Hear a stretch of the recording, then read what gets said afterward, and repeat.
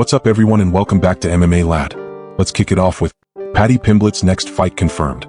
Fan favorite Paddy the Baddig Pimblett has given a major hint about his return to the octagon. In a recent interview, the Liverpool star revealed that he's preparing for a fight just 10 weeks away. This immediately got fans speculating about a potential UFC London event, but new reports suggest that Pimblett's return is set for UFC 314 in Miami, Florida on April 12th. While nothing is official yet, two big names have been linked to Pimblett's return. Michael Chandler. Chandler recently posted a cryptic palm tree emoji, fueling rumors that his next fight could take place in Miami. Could this be a hint that he's facing Pimblett? Dustin Poirier. Poirier himself acknowledged that fighting Pimblett could be interesting, but he also dismissed it as a retirement fight contender, saying legends only man. Whether it's Chandler, Poirier, or someone else, one thing is certain.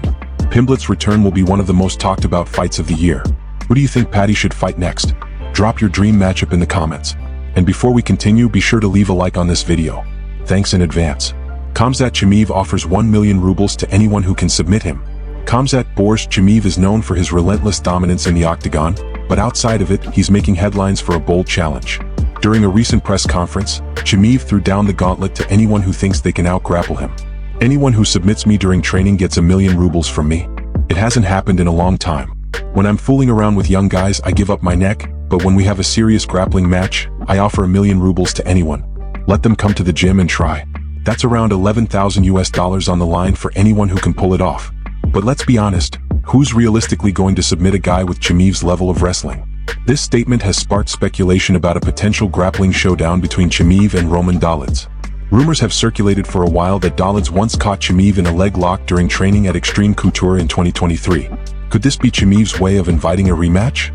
Chimaev's wrestling is considered among the most dominant in the sport, but if anyone can prove him wrong, they'll walk away with a nice stack of cash. Would you take on Khamzat for a shot at 1 million rubles? Let us know in the comments. Joaquin Buckley calls out Conor McGregor and Marvin Vettori. Joaquin Newmansat's Buckley isn't afraid to speak his mind, and recently he's gone after both Conor McGregor and Marvin Vettori in separate callouts.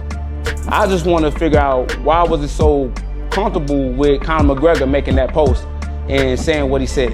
With him using the N-word and him, using that to describe, Habib, I just feel like what made him want to post that, right? What made him comfortable putting that out there into the world? But if we're going to keep it real, if we're going to keep it a buck, at first I wasn't even going to say nothing. And I already know y'all out there saying like, well, if you wasn't going to say nothing, why you making a post now? Because I thought somebody else would pick up that torch and speak out about it. Now, you guys seen my post on X, and I wasn't picking on DC, but I really thought that DC was gonna be open and be able to speak about this moment because of his relationship with Habib. First, McGregor. Buckley took to social media to blast the former champ, questioning why more fighters haven't spoken up about McGregor's recent controversial comments. Then Marvin Vettori. Buckley revealed that Vettori pressured him to spar at Extreme Couture just days before his fight, something he found extremely disrespectful. Buckley made it clear he wasn't happy with how the situation went down. With Buckley continuing to call out big names, could we see him square off with Vettori inside the octagon? And will anyone in the MMA community respond to his comments on McGregor? UFC 315 set for Montreal. It's now official. The UFC is making its long-awaited return to Montreal, Canada, for UFC 315 on May 10th. This will be the first time the promotion has held a pay-per-view event in Montreal in over 10 years, and Canadian fight fans couldn't be more excited.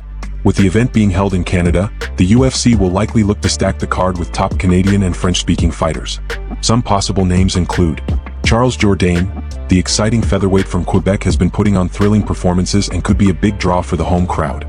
Marc-Andre Barriault. The middleweight has been a staple of Canadian MMA and would make a great addition to the card. Benoit Saint-Denis.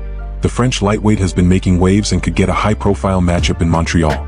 Manon Fiorot.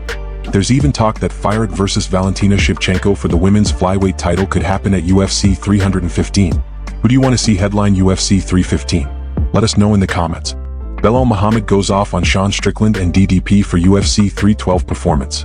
Belal Muhammad wasn't exactly impressed with the performance of DDP and Sean Strickland at UFC 312. I told you guys, Strickland sucks. He didn't deserve the title fight. He didn't belong in the title fight.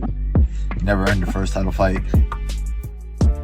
He's trash, awful, and now maybe they'll stop putting him in title fights. Every one of his fights is normally the same thing. I think he's gonna come up with a lot of excuses. But this one, going to say that he had staph. He's going to say that his nose broke in the 4th round, even though he lost the first 3. He just fights the same way every single time.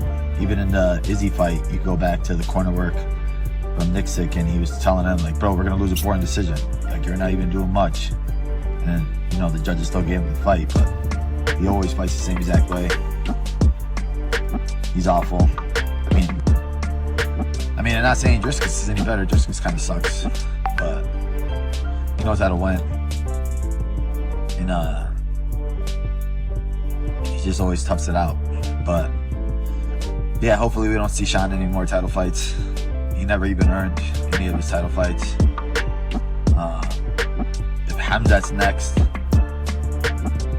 I think it's gonna be new. Dricus really hasn't showed much on the grappling side. It tells me that he's going to be able to defend the takedowns, or defend the submissions. But we will see. He always figures a way out. Sean Strickland reveals sad news. In an unexpected and emotional revelation, former UFC middleweight champion Sean Strickland opened up about personal struggles following his recent fight. Known for his outspoken personality and fearless approach inside the octagon, Strickland shocked fans with a rare moment of vulnerability. Hey, what up, guys? We've been here once or twice. I'm so grateful for you guys' support, man. You guys are so awesome. Win or lose, you guys always ride, and I appreciate you, Dricus. Hats off, man. Help fight. Broke my nose like 6 places. Silver lining is your nose is so broken, it's really easy to reset. So, you know, it was a new experience. But, you know, I'll be quick. I get so many messages from fans, friends, family, like, hold your head up, it's okay. And you guys, man, like, I'm good, dude. Like, losing sucks, but like, we all lose in life. And I talk to so many people, you know, whether they lose their job, their girlfriend breaks up with them, and they just find themselves in this hole.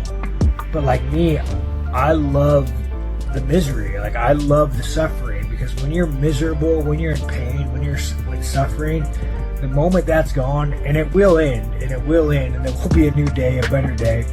Life's good. So, you know, I'm grateful, and being grateful kind of keeps my head up. And, you know, for you guys going through it, look at me, just, you know, broke my nose in front of millions of people, sucks, lost a fight, and I still gotta wake up tomorrow, hold my head up, and be like, hey man, it's a new day, gotta stack up and be a man. So for you guys going through it, look at me, and, you know, I hope that your day gets better. This unexpected admission from one of the toughest fighters in the game highlights the brutal reality of mixed martial arts, where success and heartbreak often go hand in hand. Despite the emotional toll, Strickland remains a top contender in the division. A comeback fight could be on the horizon. The road back to the title won't be easy, but if there's one thing we know about Strickland, it's that he doesn't back down from a fight. What's next for Dricus Du Plessis after UFC 312 win? Dricus Du Plessis shocked the world at UFC 312 with a dominant performance that solidified his place at the top of the middleweight division. The South African warrior displayed incredible resilience, grit, and elite-level skill, proving once again why he's a force to be reckoned with. But now the big question remains, what's next for Du Plessis? After his UFC 312 victory, Du Plessis made it clear that he's eyeing the undisputed middleweight championship, having already taken down some of the toughest names in the division. However, Du Plessis also has other potential matchups lurking in the shadows.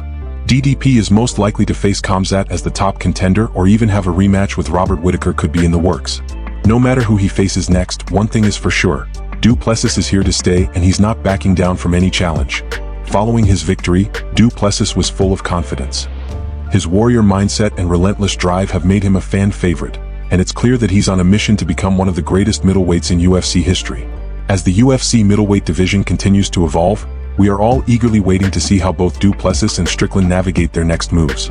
Will Du Plessis continue to defend his title? Will Strickland rise from adversity? Well, time will tell. Do you really believe Dricus Du Plessis can win a fight against Khamzat Chimaev? Let me know what you think by leaving a comment down in the comment section. And if you enjoyed the update, be sure to smash that like button and subscribe. Catch you in the next video.